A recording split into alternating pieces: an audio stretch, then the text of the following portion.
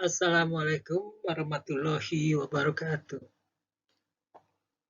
Pagi ini kita akan membicarakan mengenai uji pembedaan. Uji pembedaan merupakan salah satu dari uji organoleptik. Ada 4 pengujian organoleptik yang penting untuk saudara ketahui.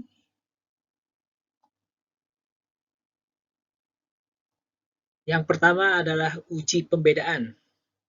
Ini adalah untuk membedakan sampel satu dengan lainnya. Kedua adalah uji skalar. Ketiga adalah uji deskripsi. Dan yang keempat adalah uji penerimaan atau pemilihan.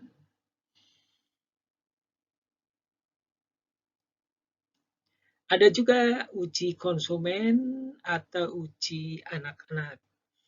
Tidak semua uji akan kita pelajari, jadi silakan saudara untuk mempelajarinya sendiri melalui sumber-sumber yang ada.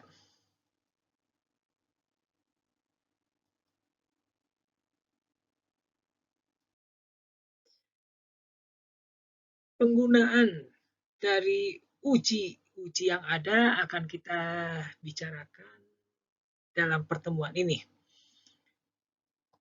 Yang pertama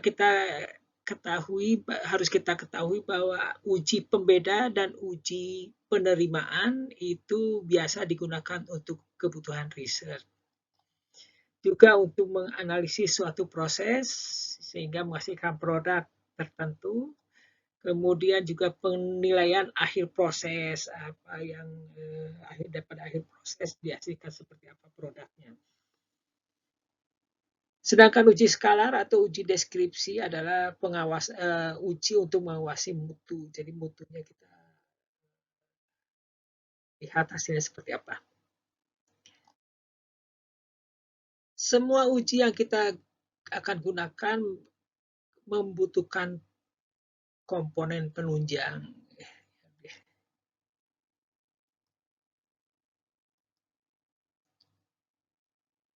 Yang dimaksud dengan penunjang itu adalah sampel yang kita butuhkan untuk membandingkan sebagai tolok ukur untuk membandingkan produk ini dengan produk yang lain. Apa saja sampel? Sampel yaitu komoditas yang sudah baku, yang sudah kita tahu rasanya, aroma, cita rasa, tekstur, dan sebagainya sudah kita ketahui. Atau sampel pembanding juga dapat berupa komoditas yang sudah komersial, yang sudah dijual di pasaran, itu juga bisa digunakan sebagai pembanding. Atau bahan yang sudah diketahui sifatnya, misalkan ini manis, ini lunak, ini keras. Nah, itu kan kita sudah ketahui sifatnya, itu bisa digunakan sebagai pembanding. Pada uji pembeda ada berbagai variasi yang bisa kita gunakan.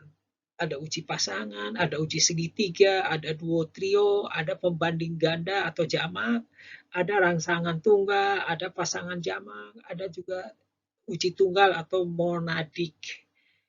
Ini sebaiknya dihafal, tapi bukan dihafal cangkem, tapi dihafal karena sering dilatih, sering mengikuti uji organoleptik kakak kelasnya, sehingga nanti makin lama kita makin fasih. Uji pasangan dimaksudkan adalah untuk membandingkan antara produk yang di kiri dengan yang produk yang di kanan. Ini mana yang lebih enak, mana yang lebih baik. Nah, kita tidak bisa mengatakan yang kiri lebih baik, yang kanan lebih baik. Mana buktinya, mana standarnya. Nah, karena itu diperlukan standar ya. Nah, standar ini adalah standar atau sampel pembanding itu memang sudah diketahui, memang disukai, memang teksturnya bagus, memang warnanya bagus, dan sudah diketahui memang standarnya baik. Kemudian dibandingkan mana yang sama dengan ini atau mendekati ini. Semakin dekat maka kualitasnya semakin baik karena sampel yang digunakan adalah sampel yang baik. Uji berikutnya adalah uji segitiga, namanya juga segitiga. Jadi ada sampel 1, sampel yang akan diuji, sampel 2, dan ada sampel 3. Nah, kemudian tentu saja panelis harus menentukan mana yang paling baik di antara ketiga ini. Ya. Nanti kalau ini kan banyak jumlahnya, nanti panelisnya banyak. Data-data yang menunjukkan mana yang paling suka, panelis paling suka ke salah satu dari 3 produk ini, maka produk yang paling banyak disukai dianggap produk yang paling baik. Uji duo trio ini uji yang juga membedakan antara dua produk ya. Tentu saja ada pembandingnya. Kemudian nanti dibandingkanlah dengan produk ini ya. Jadi pembandingnya 1, produknya 2 ya. Sehingga nanti dihasilkan mana yang mendekati atau sama dengan produk pembanding. Tentu saja untuk mengetahui mana yang lebih enak atau mendekati pembanding, kita harus merasakan dulu. Si peneliti atau si panelis harus merasakan dulu, oh ini enaknya seperti ini ya, rasanya pedas misalkan, kemudian teksturnya lembut, kemudian warnanya kemerahan. Nah setelah merasakan barulah si panelis memilih, oh ternyata yang ini yang mirip. Jadi itulah secara sederhananya gambaran mengenai uji duo trio. Uji pembanding ganda, karena namanya juga pembanding ganda, maka pembandingnya ada 2, yaitu A dan B. Kemudian kita punya produk kita dibandingkan, ini mirip yang mana? Mirip yang A atau mirip yang B?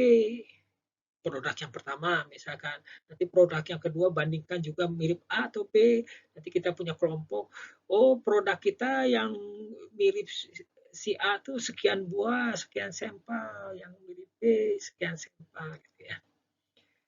Jadi dibandingkan semua, tapi bandingkan satu-satu, satu per satu. Nah, jadi nanti kita punya 2 kelompok yang pro A dan kelompok yang pro B ya.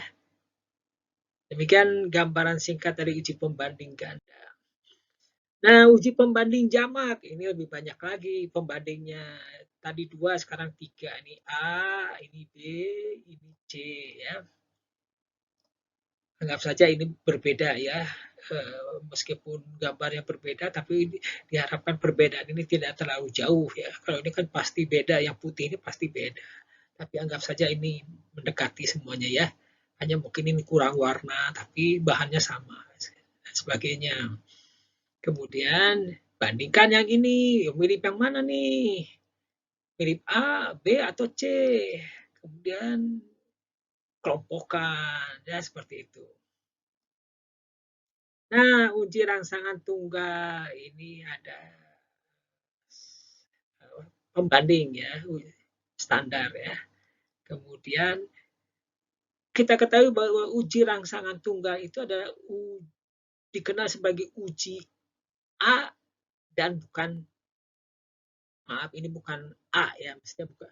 Ini terusnya B, mestinya uji A dan bukan A. Jadi kalau sama dengan ini atau tidak sama dengan ini, pilihannya hanya 2. Uji A atau bukan A.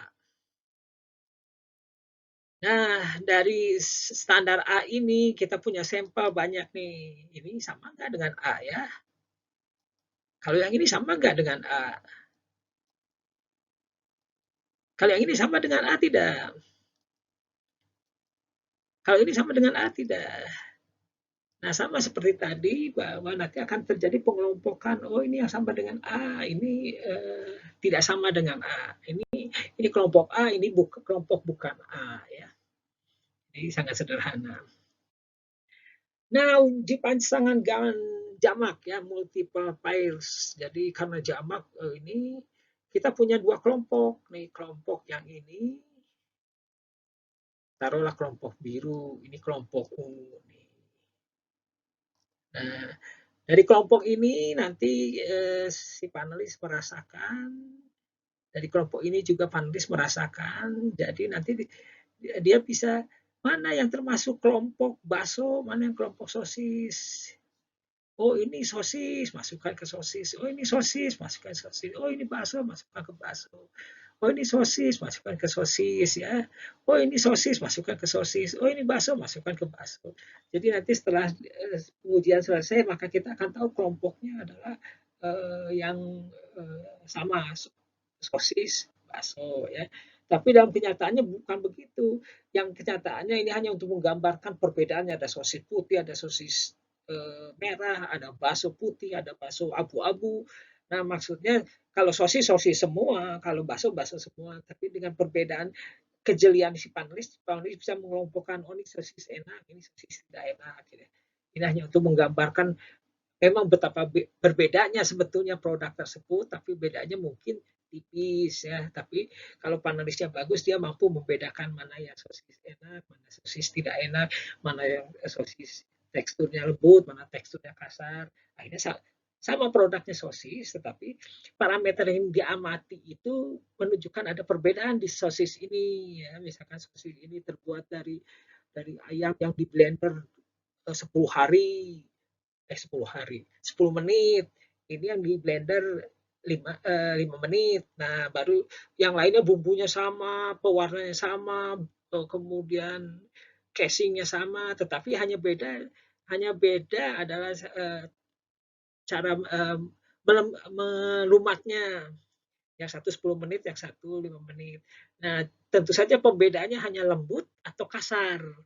Nah, kan tipis tuh bedanya. Kemudian nanti dengan panelis yang pas, panelis akan mampu menunjukkan, oh ini halus masuk kiri, oh ini agak kasar masuk kanan. Nah, seperti itu. Sehingga waktu dipasarkan bisa menentukan berapa harganya. Baik, saya kira sekian dari pemaparan hari ini. Nanti akan kita lanjutkan dengan diskusi. Terima kasih. Assalamualaikum warahmatullahi wabarakatuh.